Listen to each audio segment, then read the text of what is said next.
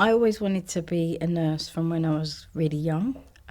So after having my children, I decided that I would go into nursing. I went the non-traditional route. I was an adult learner, so I did an access to nursing to get into university. My training was really interesting. I enjoyed it a lot. It just didn't prepare me for the racism that I experienced, but overall it was very good training.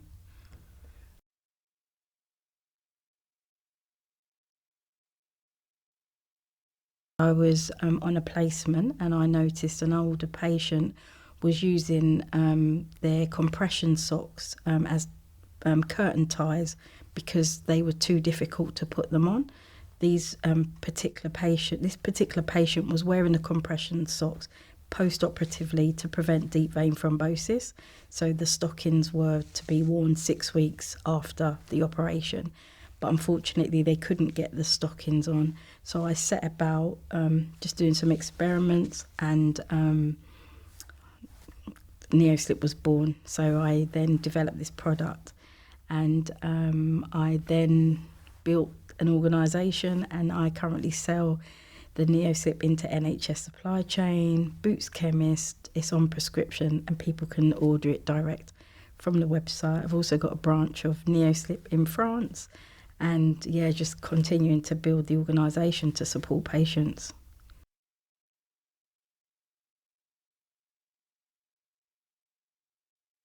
My first experience of racism in my role as a nurse, in fact, I was a HCA, and I was working in an accident and emergency department. And while I was working, I was allocated to work in minors, which is like a less acute area, just doing small dressings.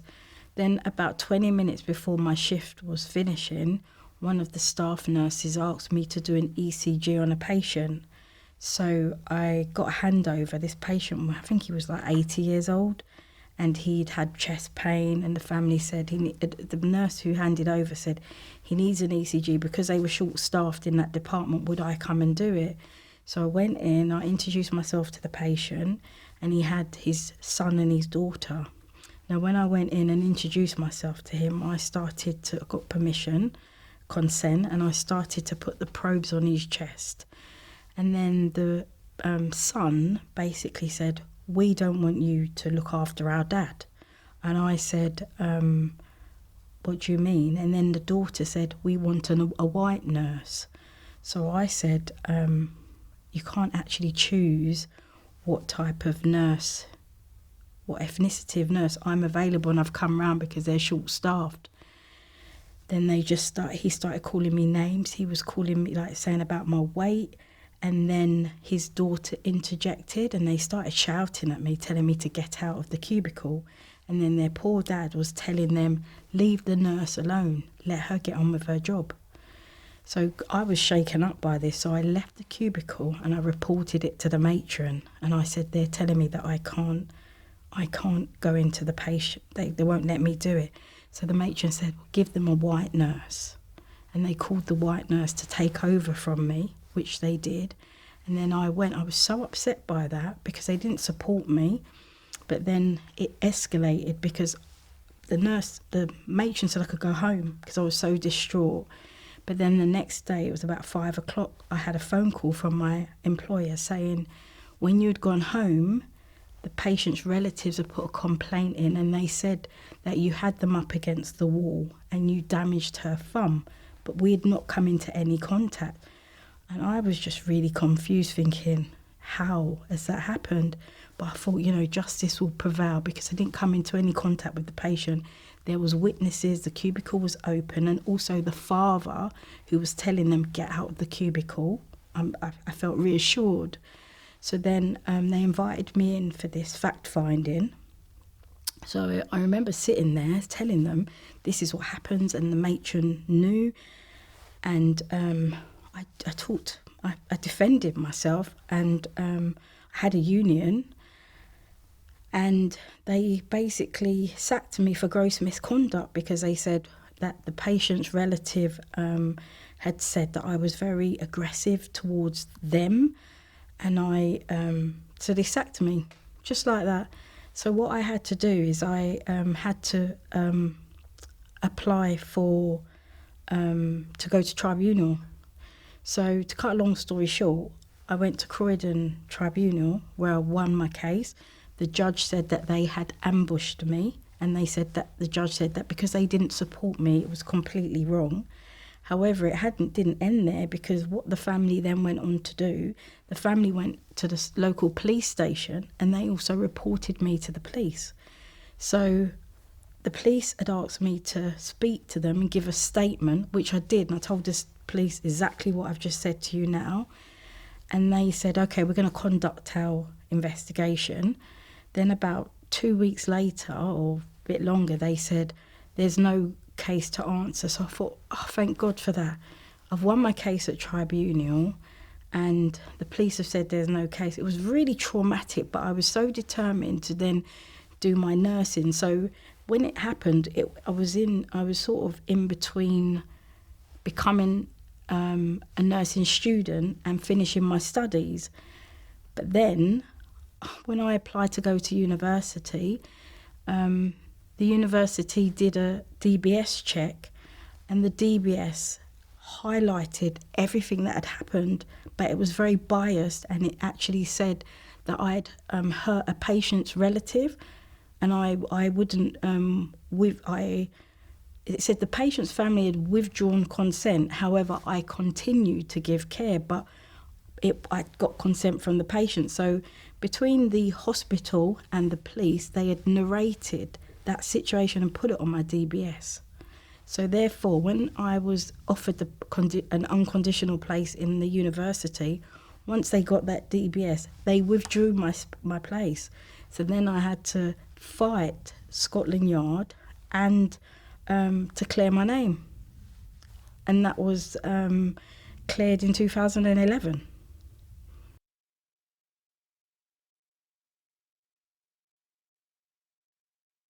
Once I'd cleared my name, they would accept me. I've got the letters and everything. I can always send you. The DBS was unbelievable. It was like a whole page, and I hadn't even done anything.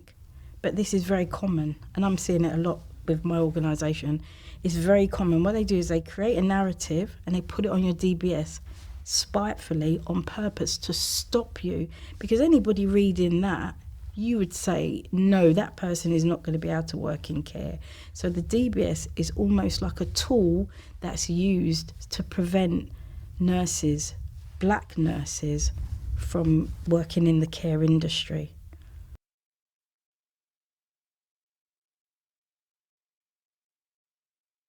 I've got a whole portfolio of DBSs of things that have been written about black nurses that is unfounded. A lot of it is, there's no evidence.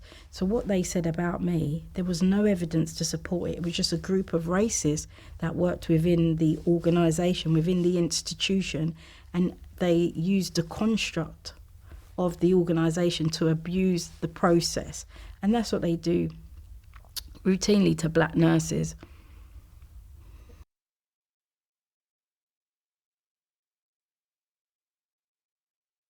Because I was so pleased that I was able to fight and clear my name, I was just so glad that I could just continue my journey of becoming a nurse. So I started at Kingston University and I had a really good experience there. I don't really recall anything during my training. I don't recall experiencing any sort of racism. Didn't. I really enjoyed the experience of being a student nurse. My teachers were so supportive. And like I said, it was in the second year that I invented NeoSlip. University supported me to understand manufacturing, invoicing, international business, setting up different structures of the organisation. And I did really, I think I got the most out of university. Yeah.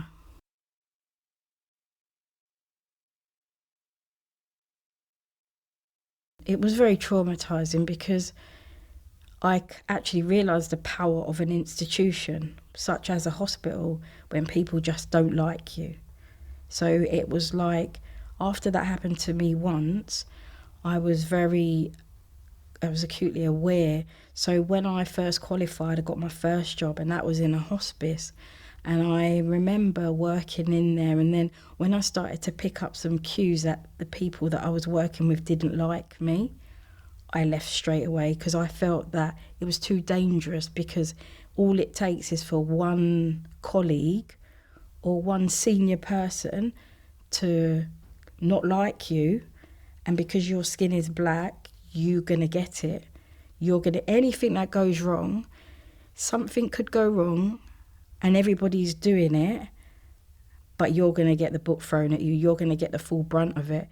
In the organisation, we've got a lot of nurses whereby there's systematic problems within the organisation. And what's very common is when nurses give medication and maybe the dose or the route changes, and poor communication. So a patient on oral, on tablet paracetamol, there might be a change in the prescription where it goes from tablet to liquid. And we have a case where there was lots of different, and I wasn't talking about the cases, but I was just going to say it anyway.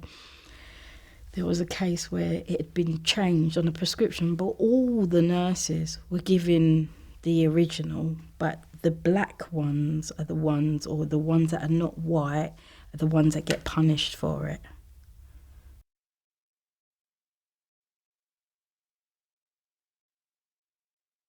The good thing about working as an agency nurse, you get a lot more autonomy in where you work, and you can kind of pick up on the cues where people maybe don't like you, or sometimes you might go to an area and it's predominantly like you're the odd one out because you're black. So sometimes people would be you experience lots of microaggressions and lots of subtle racisms. And I think being in an agency, you can just say to your agency, look, I don't want to work there this time. Can I go somewhere else? So I think that's why I got a good experience of different hospitals across the country. I didn't stay in one place, because as soon as I started to pick up the microaggressions and, nurses commenting about my hair, and, I just kind of would move on.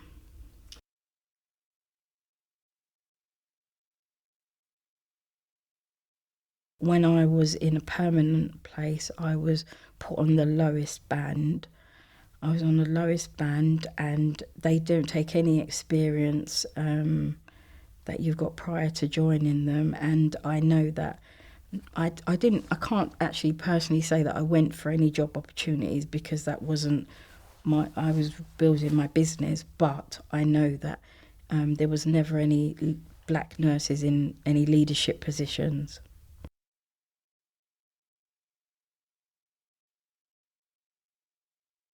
When the COVID first hit, I was working as an agency nurse, and I worked in several different hospitals. And I think it became quite obvious early on that the people who were being more affected by COVID-19 happened to look like me. Yeah. So I think that brought an element of fear with it. And then it was compounded by running out of PPE and no sort of protection. And then I personally would notice that black and brown nurses were more likely to be allocated to work on the front line. And that I found was cultural, and it wasn't just one hospital. So I would work in hospitals in London and see that pattern, and I would work in a couple of hospitals in Surrey. I'd see the same pattern. And then what I would do is I just started to talk to some of the black nurses about it, and they also noticed as well. So we'd noticed that in the areas that were less dangerous, there was less blacks and brown nurses, whereas the places where there was more patients and there was a higher density of COVID-19, it just seemed there was a lot more black nurses allocated disproportionately.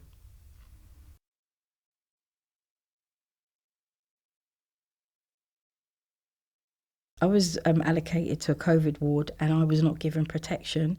I asked for like a proper filtered mask, and I was told I can't have it because I will scare people.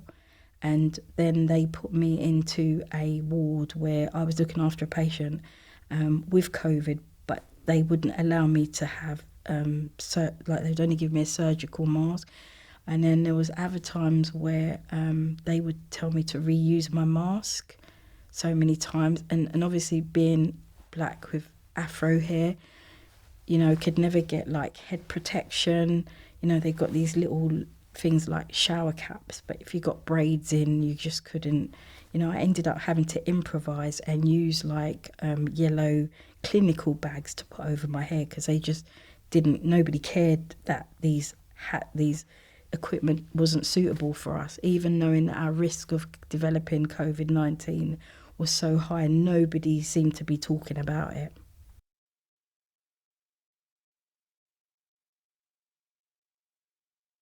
You feel very devalued as at working with an organisation, because you'd think that they would be grateful that we was there, but no. Very, yeah.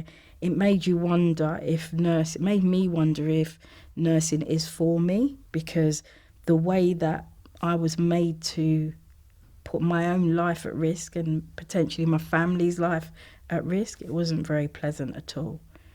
There was one hospital that I worked at, and I did notice that the matron was selecting who she gave PPE to.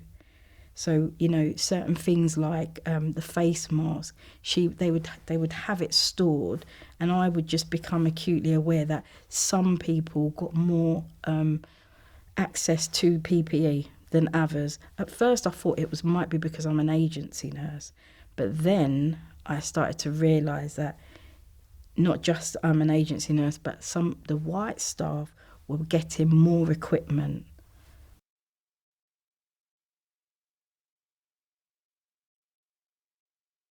You can't say anything because they say you got a chip on your shoulder.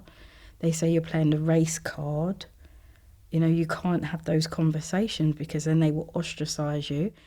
Team working is very important in our industry. They'll say you're a bad team player. So a lot of nurses just don't say anything. A lot of nurses just suffer in silence because they do a lot of gaslighting as well.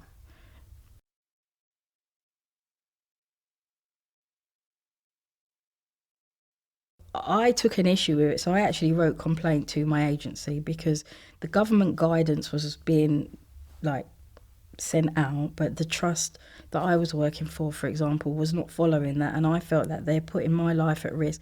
There was no risk assessment. There was no, despite the fact that these places that I was working in were densely populated by white people, but during the COVID, most of the patients that were coming in were black and brown people, but there was never any acknowledgement of it. There was never any conversation. There was no risk assessment, but one, you have to pay your bills, and two, you want to be able to help these people. But in terms of the employers, there was no accountability. There was no risk assessment, and it was like they just put people on the front line.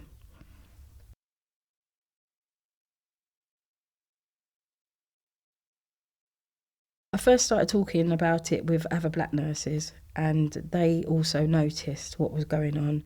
So I set up a WhatsApp group first, and in that WhatsApp group, then I started to get stories of nurses not being able to sleep at night. Some of them were awake all night through stress and fear. And then we started to kind of come together and support each other. And then that WhatsApp group then developed into a Zoom session. So every week, every Tuesday, we'd meet up as a group of black nurses, and we would talk about our fears, and we would open up, and we would talk about a lot about what gaslighting and some of the microaggressions. And then we started to see a pattern with nurses who would highlight it and raise it as an issue, and then soon after, then they would then be disciplined, or then the employer would start raising concerns about those nurses. So that's when we started to kind of take actions in terms of look into those allegations. A lot of those allegations were unfounded, no evidence. It was just people that just didn't like them, and it was almost as if some of our nurses were being victimised for raising it as an issue.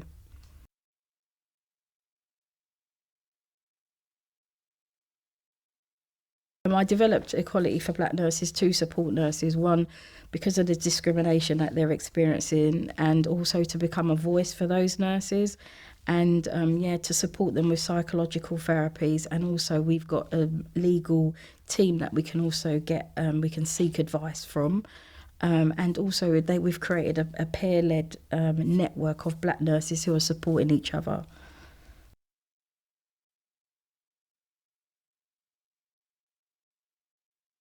There's lack of progression for black nurses. I can't actually say that I've experienced it because I've always been focused on building my business, and I couldn't really imagine myself going up, trying to go up the ranks in that. But I feel that from the nurses that we've got in Equality for Black Nurses, the progression opportunities is zero. It's clear discrimination. Some nurses, have seen friends of matrons just be put into post. And also there is ways like we compare it, because we do actually have some white allies, midwives and nurses that support the organisations, and they too have experienced, they've seen it themselves, so they'll speak it out. But black nurses, it's really strange because nursing is the most trusted profession in the world in some respect. It's a very trusted profession, but when you're black, that it changes. If you're a black nurse in the UK, your experience of being a nurse is going to be very different to that of your white counterpart.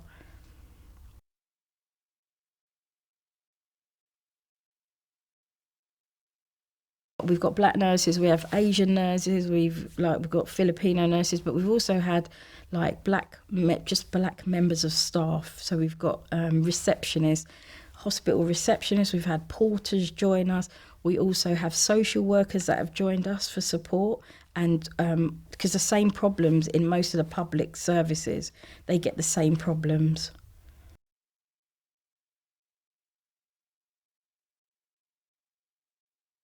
Racism was a problem prior to the pandemic, but the pandemic seems to have exacerbated the wider issues of racism. And also what seems to be happening is, in light of the George Floyd and the Black Lives movement, that seems to be irritating a lot of people within the service. And we're getting a lot of references to the Black Lives movement.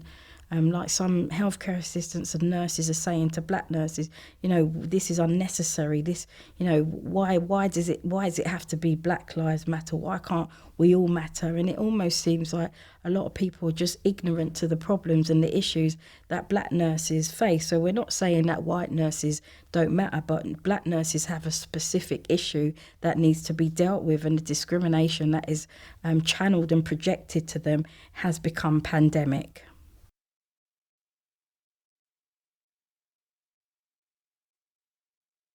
I know quite a few black nurses that have died. I've had colleagues that have died of COVID, and they were not risk assessed, and they were forced to go onto the front line.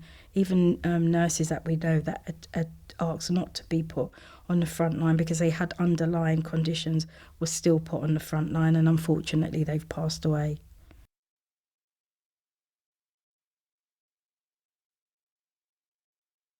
The impact of seeing black colleagues dying of COVID has been devastating.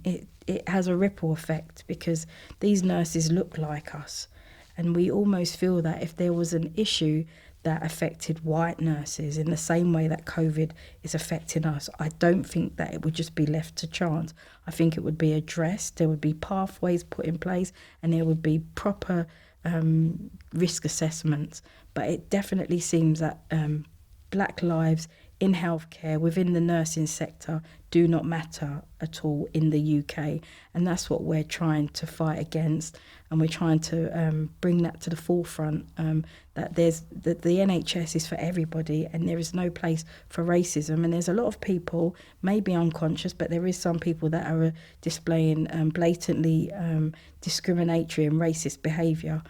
And they're also abusing the system and the processes. And they're the people that we need to get accountability. We need accountability.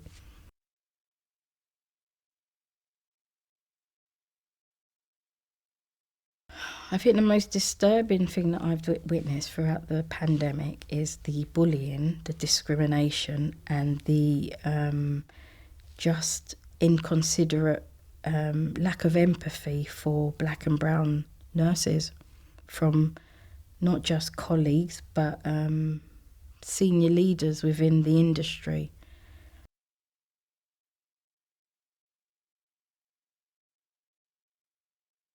I just feel that a lot of it is lip service. So there's a lot of people talking, but there's no actions.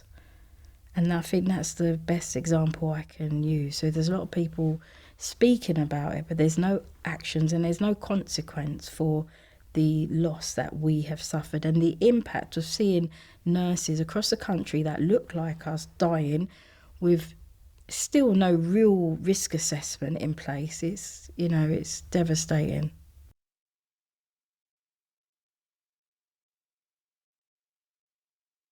What we're noticing is that whitewashing has become the new way of disregarding our experiences as black nurses. So if you avoid the subject, it almost feels that it can be avoided in its entirety. So if you don't look at our experiences as black nurses and you get somebody to write a report who has no idea about racism due to the insidious nature of racism, it's really easy for it to be disregarded. So you whitewash it, you wash out any racism from it, but then that just leaves black and brown people who are experiencing racism. It's devastating, because how can you address a problem of racism if you're not even going to acknowledge that it exists? And you're not going to acknowledge that it exists because you don't experience it, and you're not going to listen to us. And that's the problem with we find with our black nurses, Inequality for Black Nurses. They're not listened to.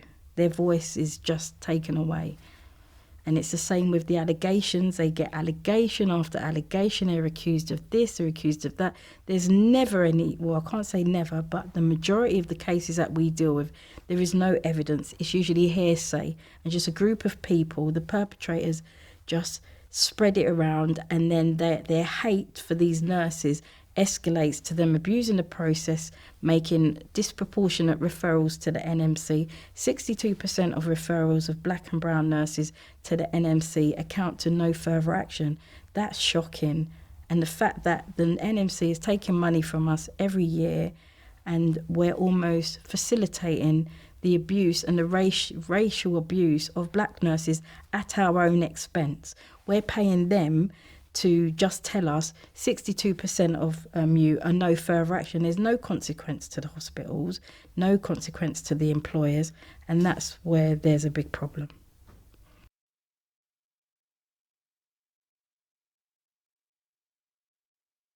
NMC is the Nursing and Midwifery Council, which is there to govern nurses and ensure that the public is kept safe.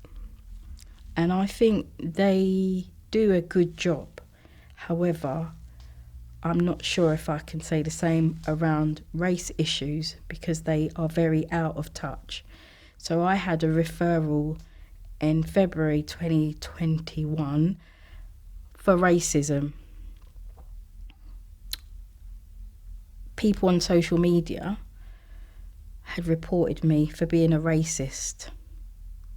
They said that I was displaying racist content on social media, and they sent me a screenshot of me using the word house Negro, which is not a racist slur.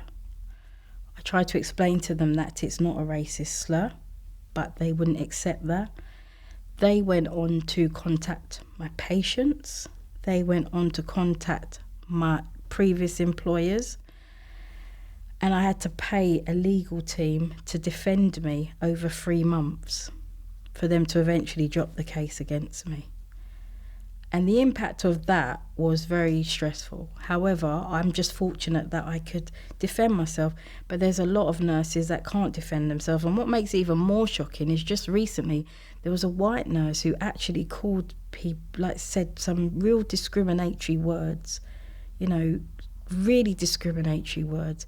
and she got off with 6 months suspended sentence. So when I compare my own experience with that, it just confirms that the NMC is an institutionalized racist organisation, and I really have issues with paying them every month, every year, for them to treat me like this.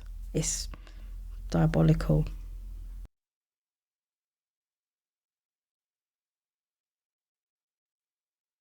We've got nurses that have been struck off and not even known they were struck off. The NMC started a process against one of our nurses who didn't even know about it.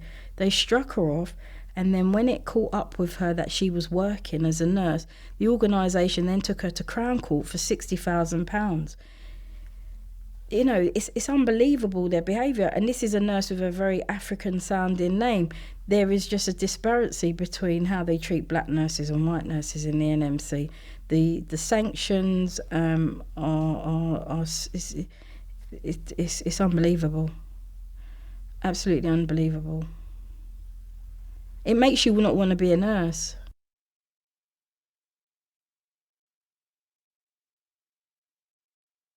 The NMC needs to be rebuilt. The NMC needs to be rebuilt. They need to get in touch with society. They need to look at the disproportionate referrals of black nurses. That should be top of their priority. And there needs to be a consequence to nurses who are referring black nurses with no evidence and no case. Those are the nurses that need to be referred. Yeah. And that's the nurses that we're having to actually support our nurses to refer the nurses, because the problem that we've got as well is if they're treating our nurses like that, how must black and brown patients be being treated behind closed doors? And that's an issue that a lot of our nurses are concerned about.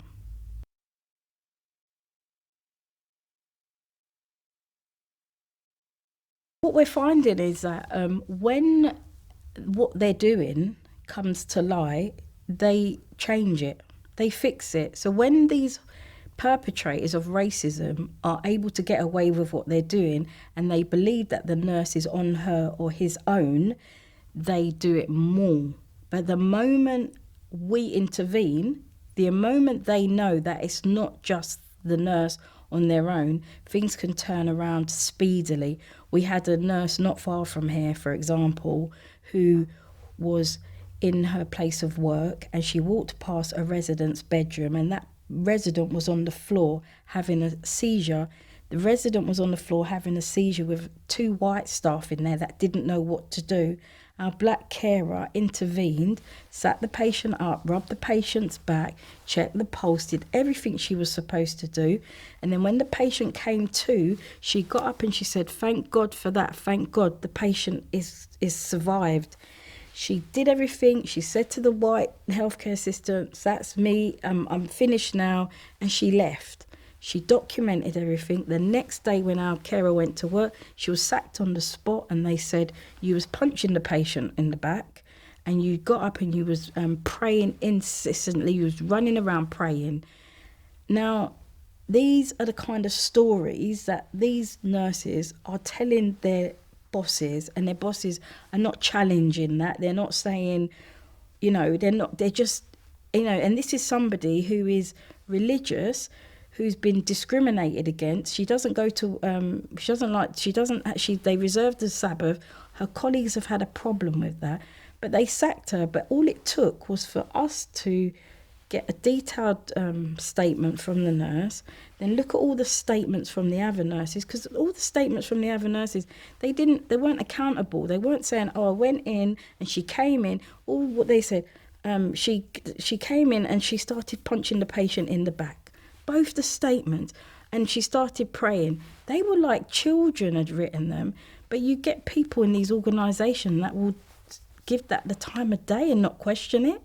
So when we intervened and we went to the hearing, the managing director apologised to her, and they said that the staff, after she went through the processes of being sacked, they were about to refer her to the barring. They were about to refer her to barring. So I feel that when you speak it out and you confront them, it's like, how do you think that's right? How do you think that's right? And this nurse was just, she was just beside herself. They've actually saying that she was punching the patient,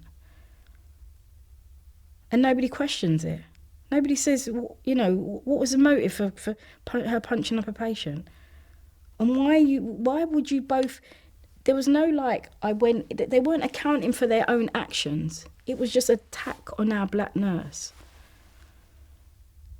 We've got a nurse again, another nurse recently who's living around here. The carer called her a packy.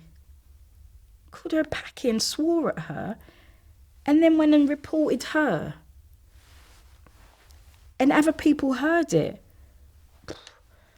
No, it's just because they've got away with it for so long. It's historic. It's part of the culture.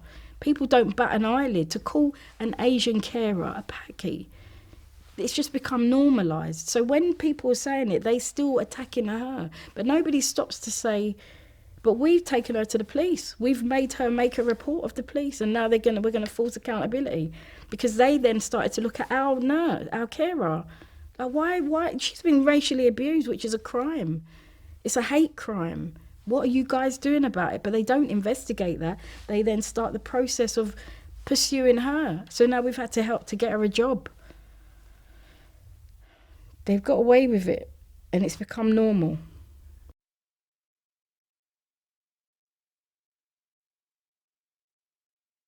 I think that the migrant nurses are going to have a worse experience, because their status will rely on, is in the hands of a systematic racist organisation. So they're more, touch wood, we haven't had any, well, we have had like a couple of nurses that have come forward, but they are the ones that are also reluctant to fight against it, because of the fear, because they know, like, if a hospital, so we've got a nurse who was, his working permit was connected to his work permit was connected to his contract of employment. No, his status. So basically, when he got sacked on the spot, because usually they sack them on the spot for just unbelievable things that are not that you wouldn't sack somebody on the spot, and the lack of training. So they don't offer our nurses training or support. They just sack them. Same like what happened to me when I was a healthcare assistant. Just sack you like that. We're disposable. They don't value us. Our lives don't matter. Our livelihoods don't matter. And what the biggest thing that I say to my nurses, and I will say to employers, just let her go. Let him go. Why do you have to come after them with the NMC? Why do you put a psychological fight on them? Why? Just let them go. You don't want them to work here. Let them go. And that's an issue that we have a lot.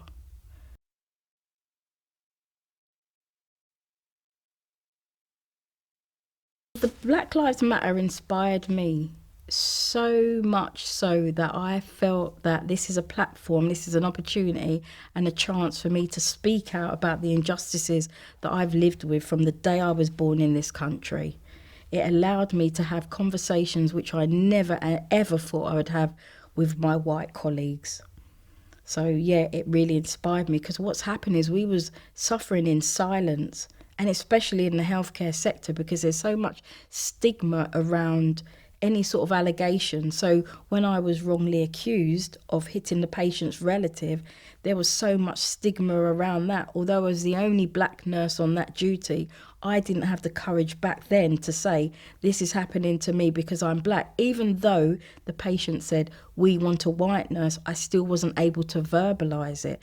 But with the Black Lives Movement, I was able to reflect on that and other things that had happened to me in my life of being born in Britain and the racism that I've experienced.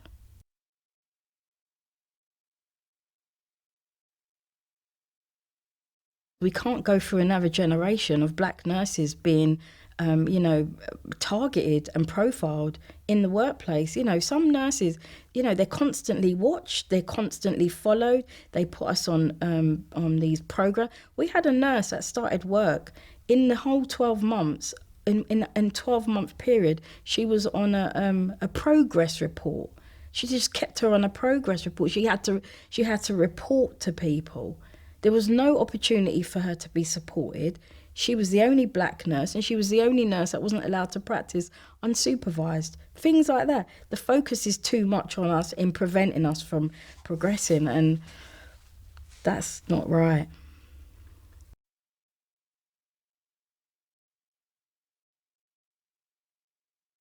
Equality for black nurses has really empowered nurses. We're standing up against the racism. If a trust is inviting our nurses to come in for an informal meeting, we're discouraging that.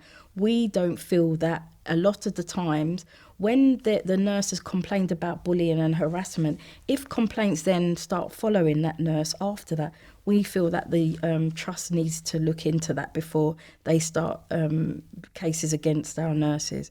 So we're encouraging nurses to stand up, and they're feeling empowered. They've got each other, and we've got this platform where nurses can actually talk about some of their experiences.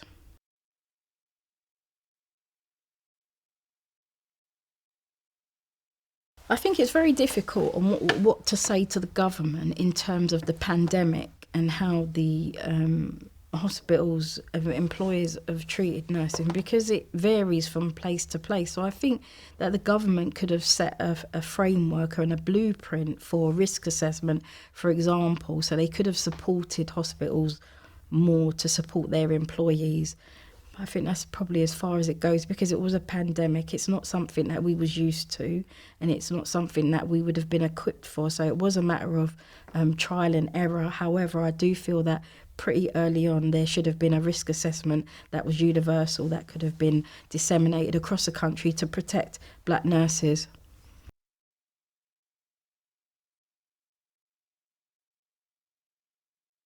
Black and brown nurses need their own organisation so that they can be allowed a voice together. What we're finding is there's common themes across the country, and collectively they become a loud voice, because at the moment they're fragmented, but together we're all saying the same thing. Our experiences are mirror images of each other. Our experiences are the same, but where we're fragmented, people will not necessarily take individual black nurses within a trust seriously, but what we're picking up is themes and cultures that are nationwide.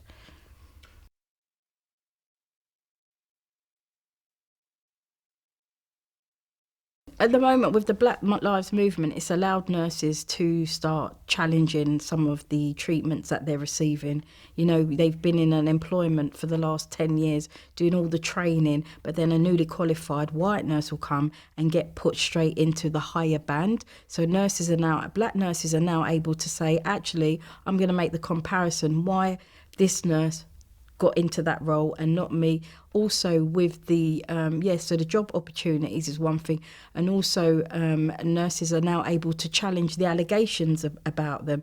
And we do have now we are able to challenge and ask the questions. Like as a black nurse, if you notice that you've gone for a job and you've never got it, ask, why am I not able to get the job? However, this white nurse, and you have to be very specific and say it. And also when you're being disciplined, or when allegations are coming, if you do see a pattern and you are the only black nurse who this treatment is happening to, you need to be able to confidently say, I believe that this may be because I'm a black person, and what are you going to do about it? What diversity training do I have?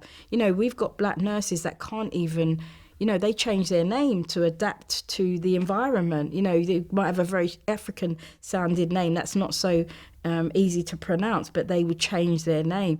We've got black nurses that can't even go into work with their national dish because the colleagues will say, the food smells and stuff like that. That is not right. That's not acceptance. That's not acceptance at all. And I think a lot of trusts do need to educate their staff on the unconscious biases that they display.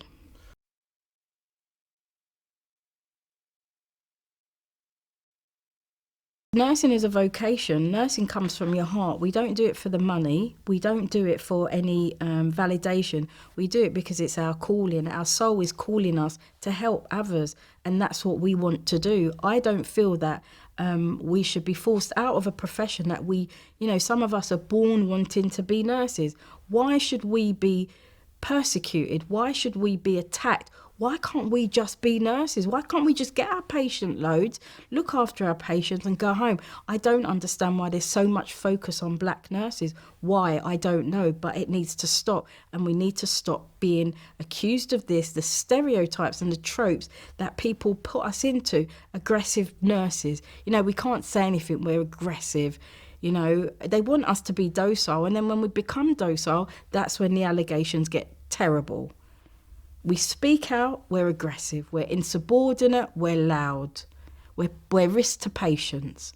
What is the blueprint for it? They just make it up. There's a lot of racism in the service, and it needs to be addressed, whether it's conscious or unconscious.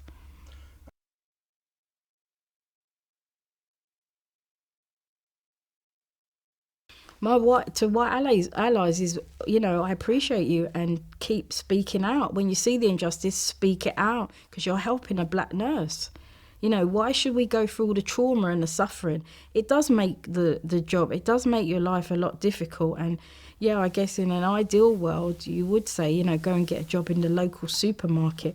But this, like I said, a lot of our nurses, this is their life and their vocation. They've been doing it for all their life, to then try and get the nurse to go in to do something that they're not destined to do, like retail, because of it. That's not right. The racism needs to stop. It needs to stop. They need to let us breathe, because a lot of nurses, we feel like we can't breathe because eyes are always on us.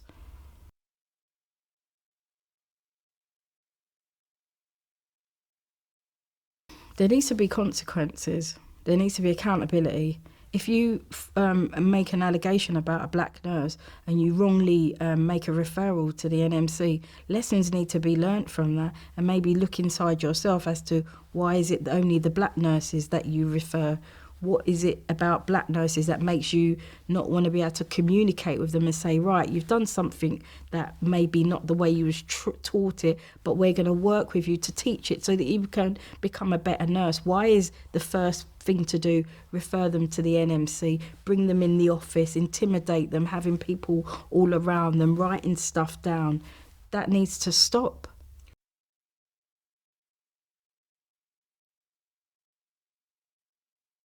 I do feel that the fight for justice is something we should all be doing. I don't think it should be reserved for just black people or just white people. I think together, collectively, we do it. And as nurses, I feel that it's not just about us, it's also about our patients and being able to ensure that our patients, we get justice for our patients. Just recently, there was a young black boy who called the ambulance from his hospital bed because he was denied treatment. There was a black lady in Manchester a couple of years ago. The ambulance came, they doubted her. She was having a reaction to a medication, she died. So all these little behaviours that happen to black people, it needs to be more collective. We all need to be fighting against those injustices, and people need to stop judging us and stereotyping us based on our skin colour, because we are not just our skin colour, we are human beings. And it does seem like black nurses don't matter in the same way that white nurses matter when it comes to the NMC and the health service as a whole.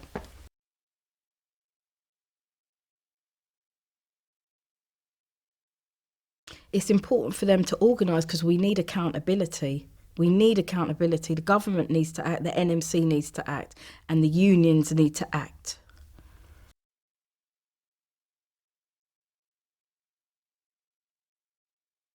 I don't walk away from it because I know that I love nursing. I love being a nurse, and I don't feel that my colour should be a block, an obstacle for me to doing what I'm passionate about, and that's caring for people and looking after people. My experience 2 years ago with the police, when the police dragged me out my car, locked me up for 19 hours, the first thing they did, referred me to the NMC. I did nothing wrong. But again, it's a constant attack on us. We can't breathe.